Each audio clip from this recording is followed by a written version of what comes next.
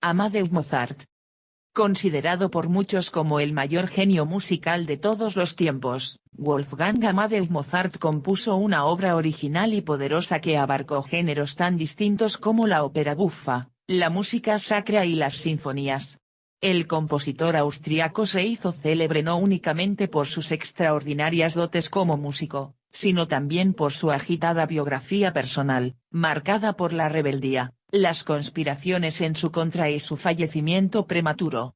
Personaje rebelde e impredecible, Mozart prefiguró la sensibilidad romántica y fue, junto con Handel, uno de los primeros compositores que intentaron vivir al margen del mecenazgo de nobles y religiosos, hecho que ponía de relieve el paso a una mentalidad más libre respecto a las normas de la época. Su carácter anárquico y ajeno a las convenciones le granjeó la enemistad de sus competidores y le creó dificultades con sus patrones. Wolfgang Amadeus Mozart nació el 27 de enero de 1756, fruto del matrimonio entre Leopold Mozart y Anna Maria Pertl. El padre, compositor y violinista, publicaría ese mismo año un útil manual de iniciación al arte del violín. La madre procedía de una familia acomodada de funcionarios públicos. Mozart era el séptimo hijo de este matrimonio, pero de sus 6 hermanos solo había sobrevivido una niña, Maria Anna. Wolferlin Annerl, como se llamó a los 2 hermanos familiarmente, crecieron en un ambiente en el que la música reinaba desde el alba hasta el ocaso, ya que el padre era un excelente violinista que ocupaba en la corte del príncipe arzobispo Segismundo de Salzburgo el puesto de compositor y vicemaestro de capilla.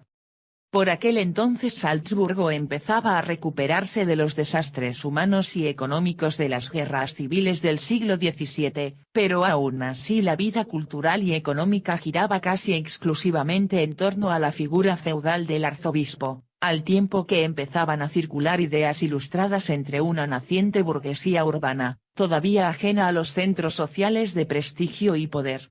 Una atmósfera que cabe recordar para, en su momento, hacerse cargo de la mentalidad de Mozart padre, así como de la rebeldía juvenil del hijo. Leopold, en efecto, educó a sus hijos desde una tempranísima edad como a músicos capaces de contribuir al sustento de la familia y de convertirse lo antes posible en servidores a sueldo del príncipe de Salzburgo. Una aspiración lógica y común en su tiempo. Nannerl, 5 años mayor que Wolfgang, ya daba clases de piano a los 10 años de edad, y uno de sus alumnos fue su propio hermano. El interés y las atenciones de Leopold se concentraron al principio en la formación de la dotadísima Nannerl, sin percatarse de la temprana atracción que el pequeño Wolferl sentía por la música. A los 3 años se ejercitaba con el teclado del clavecín, asistía sin moverse y con los ojos como platos a las clases de su hermana y se escondía debajo del instrumento para escuchar a su padre componer nuevas piezas. Pocos meses después, Leopold se vio obligado a dar lecciones a los 2 y quedó estupefacto al contemplar a su hijo de 4 años leer las notas sin dificultad y tocar minués con más facilidad con que se tomaba la sopa. Pronto fue evidente que la música era la segunda naturaleza del precoz Wolfgang, capaz a tan tierna edad de memorizar cualquier pasaje escuchado al azar, de repetir al teclado las melodías que le habían gustado en la iglesia y de apreciar con tanto tino como inocencia las armonías de una partitura. Un año más tarde, Leopold descubrió conmovido en el cuaderno de notas de su hija las primeras composiciones de Wolfgang, escritas con caligrafía infantil y llenas de borrones de tinta, pero correctamente desarrolladas. Con lágrimas en los ojos, el padre abrazó a su pequeño milagro y determinó dedicarse en cuerpo y alma a su educación. Bromista, sensible y vivaracho, el pequeño Mozart estaba animado por un espíritu burlón que solo ante la música se transformaba. Al interpretar las notas de sus piezas preferidas, su sonrosado rostro adoptaba una impresionante expresión de severidad, un gesto de firmeza casi adulto capaz de tornarse en fiereza si se producía el menor ruido en los alrededores. Ensimismado, parecía escuchar entonces una maravillosa melodía interior que sus finos dedos intentaban arrancar del teclado. El orgullo paterno no pudo contenerse y Leopold decidió presentar a sus 2 geniecillos en el mundo de los soberanos y los nobles, con objeto tanto de deleitarse con las previsibles alabanzas como de encontrar generosos mecenas y protectores dispuestos a asegurar la carrera de los futuros músicos. Renunciando a toda ambición personal, se dedicó exclusivamente a la misión de conducir a los hermanos prodigiosos hasta la plena madurez musical. Aunque el niño era a todas luces un genio, cabe observar que su talento fue educado, espoleado y pulido por la diligencia del padre, al que solo cabe achacar haber expuesto a un niño de salud quebradiza a los constantes rigores de unos viajes ciertamente incómodos. La iconografía de Mozart niño no nos ofrece un retrato fiel de su aspecto, pero los testimonios coinciden en una palidez extrema, casi enfermiza. Así, los hermanos Mozart se convirtieron en concertistas infantiles en giras cada vez más ambiciosas, contaban con el beneplácito del príncipe, sin el cual no habrían podido abandonar la ciudad. De 1762 a 1766 realizaron varios viajes por Alemania, Francia, Gran Bretaña y los Países Bajos. En 1762, un año después de la primera composición escrita de Mozart, los hermanos daban conciertos en los salones de Múnich y Viena. En el mismo año viajaron a Frankfurt, Lieja, Bruselas y París. En Versalles, aquel niño mimado por el aplauso de todos, pero niño al fin y al cabo, saltó en un arrebato a las faldas de la emperatriz para abrazarla, y le propuso a la futura reina María Antonieta, entonces niña de su misma edad, casarse con él, además de hacer un público desplante a Madame de Pompadour por negarse a besarlo. De allí marcharon a Londres, donde tocaron en el Palacio de Buckingham y conocieron a Johann Christian Bach, el hijo predilecto de Johann Sebastian Bach, cuyas composiciones sedujeron al niño. En solo 6 semanas Wolfgang fue capaz de asimilar su estilo y componer versiones personales de su música. Sin embargo, no todos los viajes estaban alfombrados de éxito y beneficios. Los conciertos, en ocasiones similares a números de circo, no daban todo lo esperado. El monedero del padre Mozart se encontraba vacío con demasiada frecuencia. Como la memoria de los grandes es escasa y caprichosa, algunas puertas se cerraron para ellos. Además, la delicada salud del pequeño les jugó diversas veces una mala pasada. El mal estado de los caminos, el precio de las posadas y los viajes interminables provocaban mal humor y añoranza, lágrimas y frustraciones. La primera gira concluyó en 1766. De 1767 a 1769 dieron conciertos por Austria, y desde esta fecha hasta 1771 por Italia, donde recibió la protección de Martini, que gestionó su ingreso en la Academia Filarmónica. Leopold reconoció que pedía demasiado a su hijo y en varias ocasiones volvieron a Salzburgo para poner fin a la vida nómada. Pero la ciudad poco podía ofrecer a Wolfgang, aunque recibiría a los 13 años el título honorífico de Concertmeister de la corte salzburguesa. Leopold quiso que Wolfgang continuase perfeccionando su educación musical allí donde fuese preciso, y continuó su peregrinar de país en país y de corte en corte. Wolfgang conoció durante sus giras a muchos célebres músicos y maestros que le enseñaron diferentes aspectos de su arte y las nuevas técnicas extranjeras. El muchacho se familiarizó con el violín y el órgano, con el contrapunto y la fuga, la sinfonía y la ópera. La permeabilidad de su carácter le facilitaba la asimilación de todos los estilos musicales.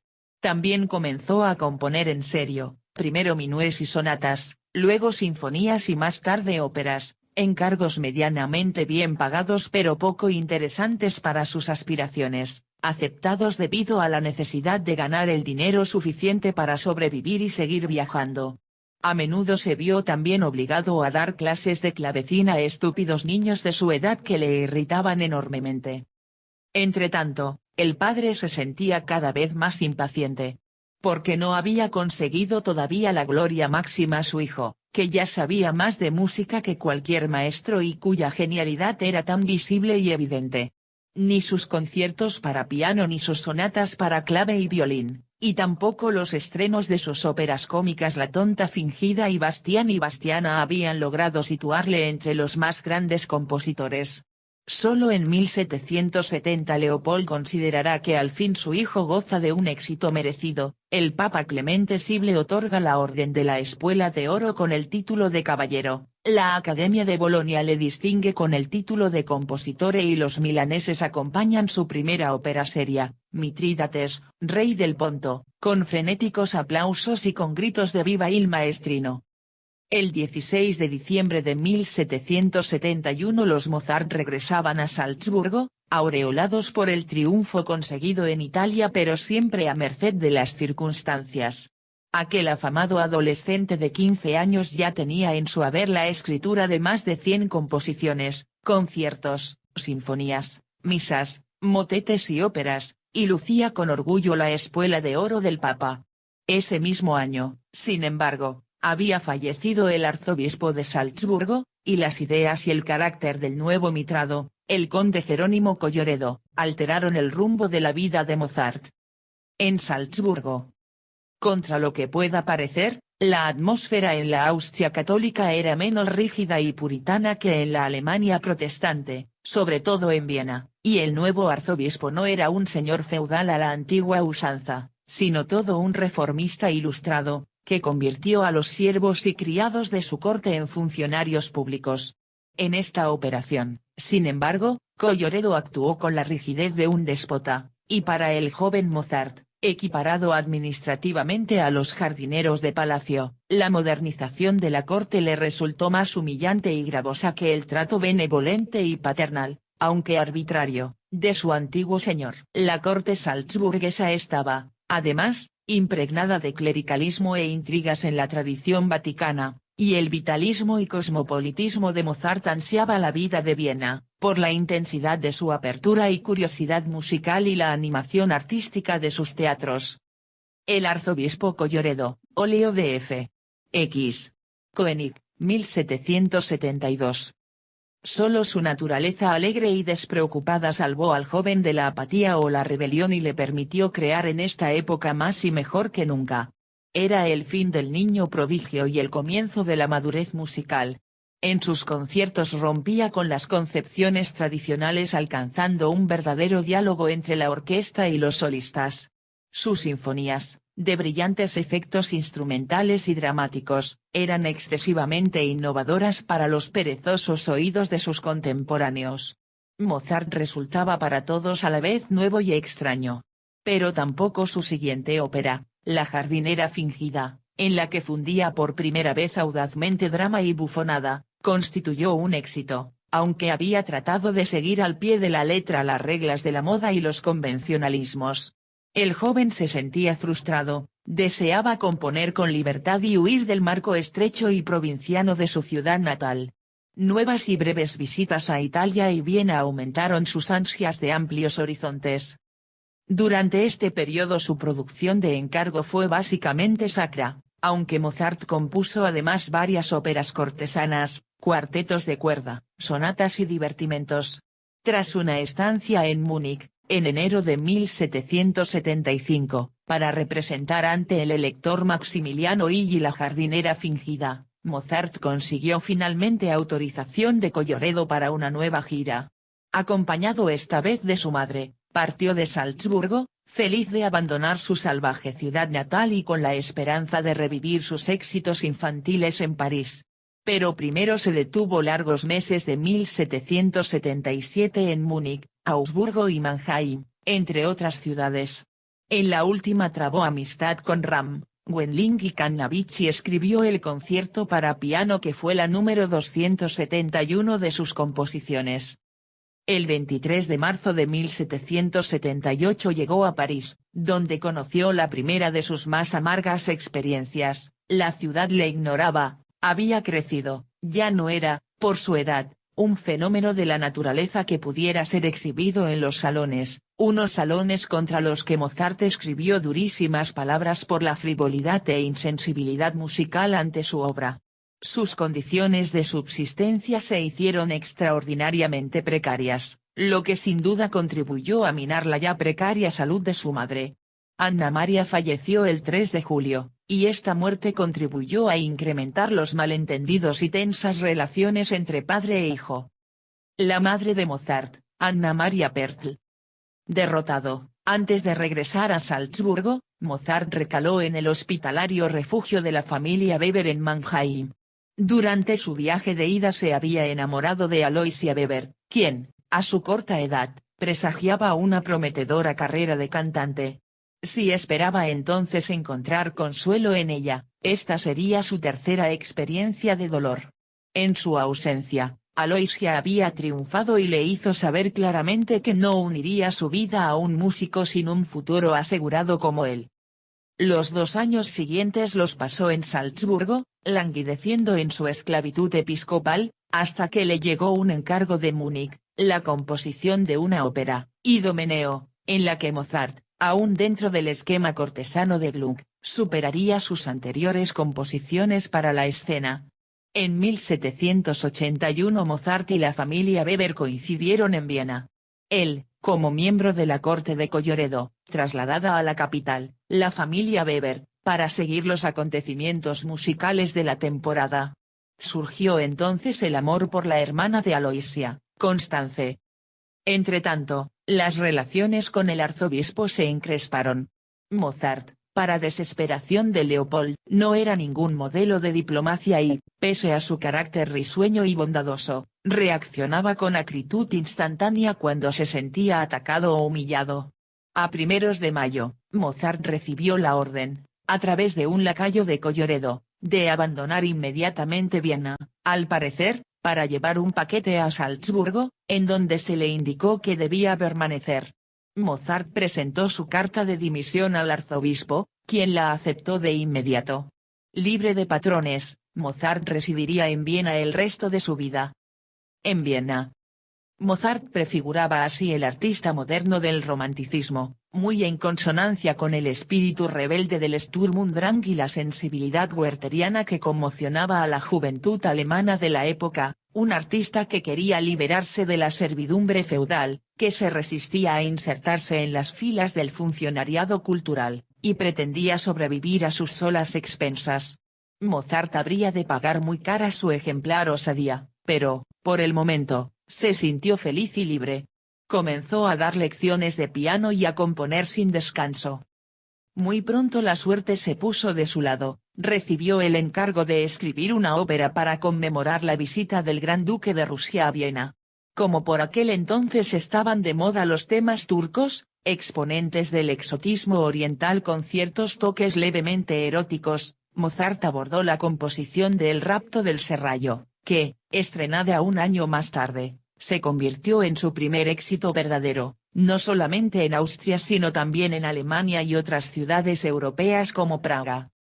El 4 de agosto de 1782, poco después de este gran triunfo, Mozart se casó con Constance Weber, a quien dedicó la Serenata nach Musik, k. 388. Mucho han discutido los biógrafos los motivos de esta boda. ¿Auténtico amor? ¿Debilidad ante las maniobras casamenteras de la madre de Constance? ¿Necesidad de afirmarse en su nueva independencia frente a las presiones de Leopold?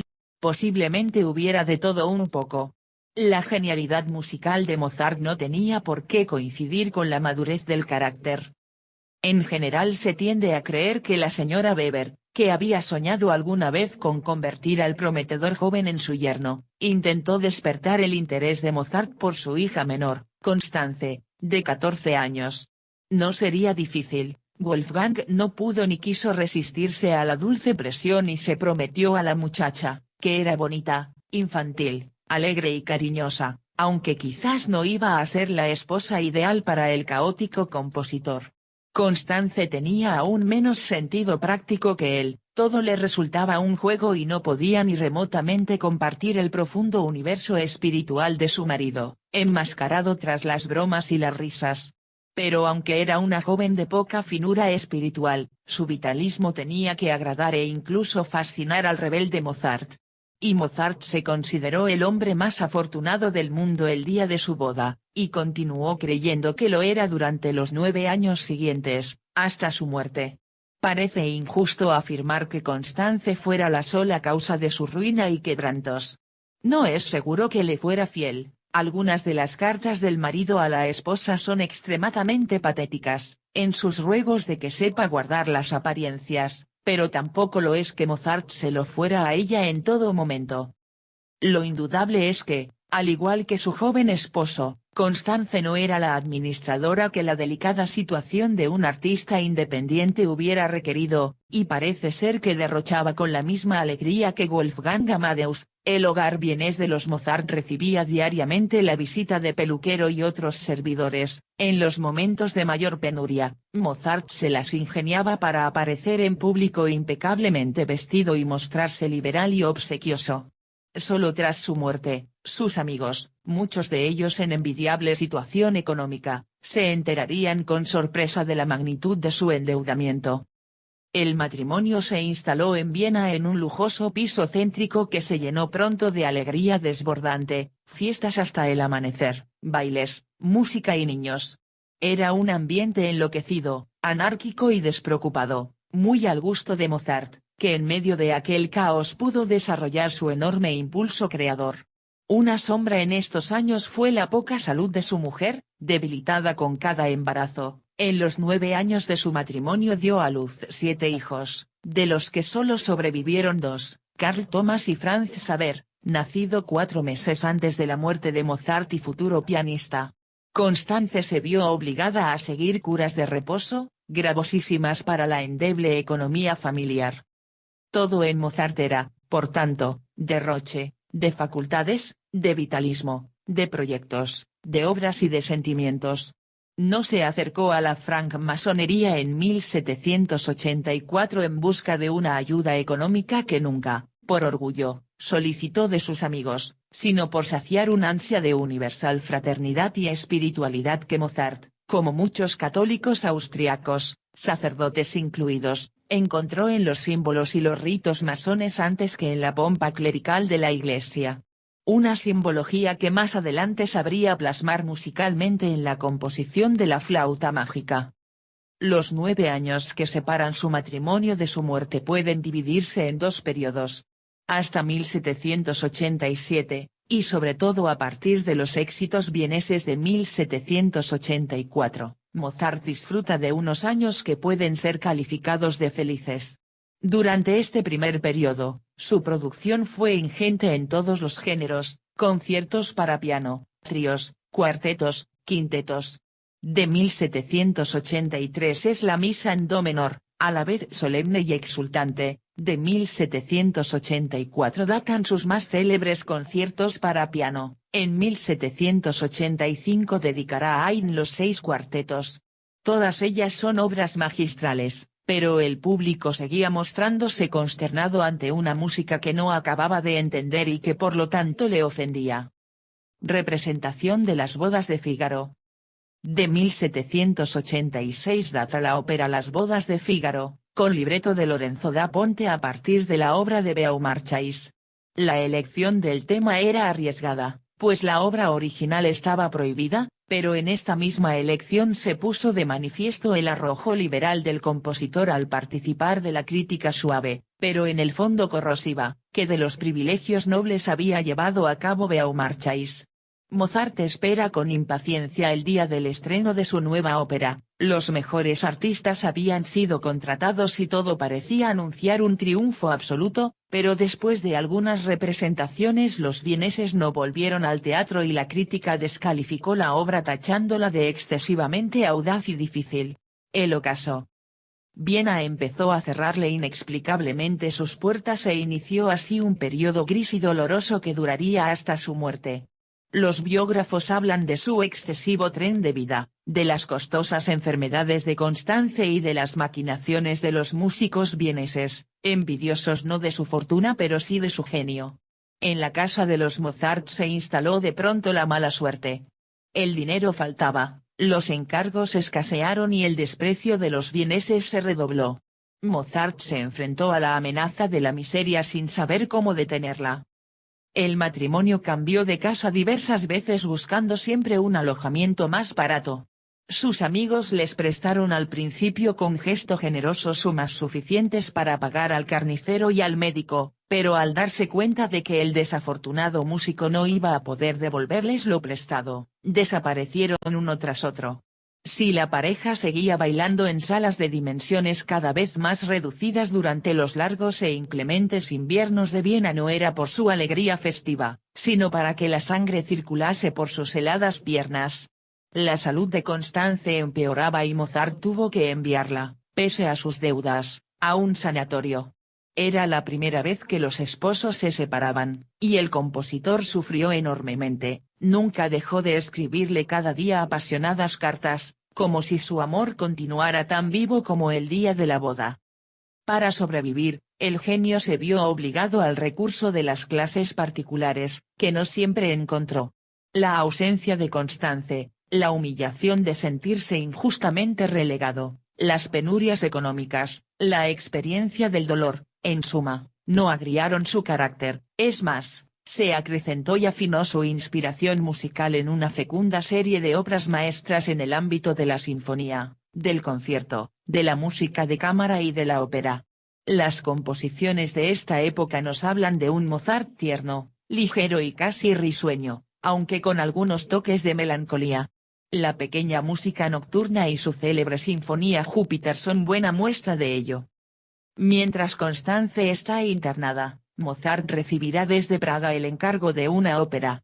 El resultado será Don Giovanni, estrenada apoteósicamente el 29 de octubre de 1787. Praga, enamorada del maestro, le suplicó que permaneciese allí, pero Wolfgang rechazó la atractiva oferta, que seguramente hubiera mejorado su posición, para estar más cerca de su esposa. Al fin y al cabo, Viena le atraía como el fuego a la mariposa que ha de quemarse en él. En 1790 se estrenó en la capital austriaca su ópera Cos fan tutte y al año siguiente La flauta mágica. Inesperadamente, ambas fueron recibidas con entusiasmo por el público y la crítica. Parecía que los vieneses apreciaban al fin su genio sin reservas y deseaban mostrarle su gratitud teñida de arrepentimiento, aunque fuese tarde. Pero su salud se quebró. Sabemos que el día del estreno en Viena de La flauta mágica, el 30 de septiembre de 1791, ya no pudo asistir al gran triunfo popular de la más optimista y querida de sus composiciones. El maestro comenzó a padecer fuertes dolores de cabeza, fiebres y extraños temblores. Un requiem para su propia muerte. Mucho se ha escrito sobre la muerte de Mozart. La idea romántica de que fue envenenado tenía incluso un protagonista, Antonio Salieri, músico de éxito de la época al que la leyenda dibuja como un artista mediocre que supo, como ninguno en su época, comprender el original genio de Mozart, y, muerto de envidia, no pudo soportar la idea de que un hombre aniñado tuviera semejante don. El paroxismo llegó al extremo de creer que Mozart fue enterrado en una fosa común para borrar las huellas del homicidio. Hasta tal punto se extendió esta historia que se convirtió en el argumento de la ópera Mozart y Salieri de Rimsky-Korsakov, de una obra de teatro del célebre escritor ruso Alexander Pushkin y del drama Amadeus de Peter Shaffer, texto en el que se basa la exitosa película homónima de Milos Forman, estrenada en 1984 y protagonizada por Tom Hulce. No existe ningún referente histórico que pueda corroborar dicha versión. Antonio Salieri. La realidad es que en julio de 1791, cuando ya sufría los síntomas de la enfermedad que le resultaría mortal, posiblemente uremia, Mozart recibió la visita de un personaje delgado y alto que se envolvía en una capa gris, que le encargó la realización de un requiem. La leyenda romántica pretende que Mozart vio en el anónimo personaje la encarnación de su propia muerte. Desde 1954 se conoce, por un retrato, el aspecto físico del visitante, que no era otro que Anton Leitgeb, cuya catadura era ciertamente siniestra. Le enviaba el conde Franz von Walsegg, y la misa de requiem era por la recientemente fallecida esposa del conde.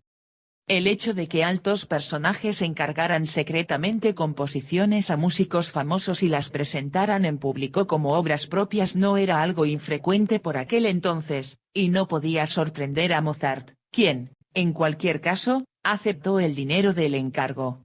Pero la ominosa coincidencia del siniestro aspecto del mensajero, la condición fúnebre del encargo y la conciencia de la propia debilidad de sus fuerzas tuvo que impresionar profundamente la sensibilidad del músico, quien no ocultó a sus amigos su creencia de estar componiendo su propio requiem. En cualquier caso, está fuera de lugar la calumniosa hipótesis de una alevosa trama o de un envenenamiento urdido por Salieri o algún otro músico rival. Mozart nunca fue diplomático con sus colegas de inferior talla artística, pero precisamente Salieri no escatimó sus alabanzas a Mozart, y fue uno de los entristecidos asistentes a su funeral. Hoy en día solo un dudoso interés novelesco puede ignorar las razones y la identidad, perfectamente establecida, que se ocultaba tras el encargo del requiem. Si bien se mira, las coincidencias reales del azar son más inquietantes que la maliciosa fantasía de los fabuladores. Mozart componiendo el requiem. Mozart acertó en su intuición de que moriría antes de terminar su requiem. Como en las otras obras de este último periodo, su estilo es más contrapuntístico y su escritura melódica más depurada y sencilla, pero ahora con protagonismo de unos muy sombríos clarinetes tenores y fagotes.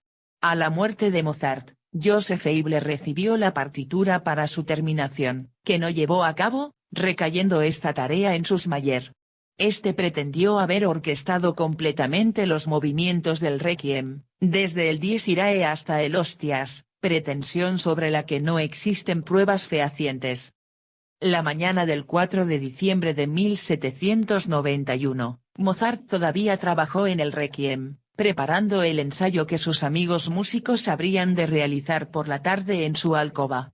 Hacía ya una semana que los médicos le habían desahuciado.